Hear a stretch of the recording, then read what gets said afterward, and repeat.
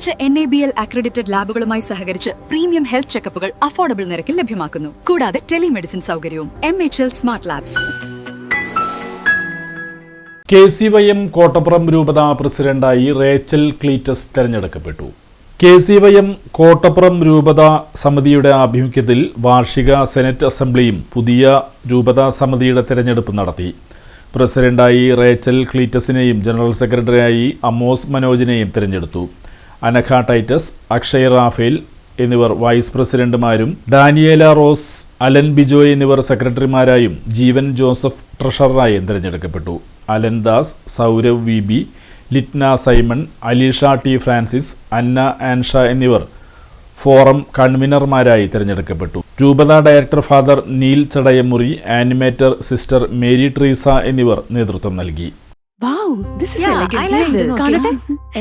Sari selection കഴിഞ്ഞില്ലേ? എത്ര നേരായി? കല്യാണമൊക്കെ അല്ലേ അച്ഛാ?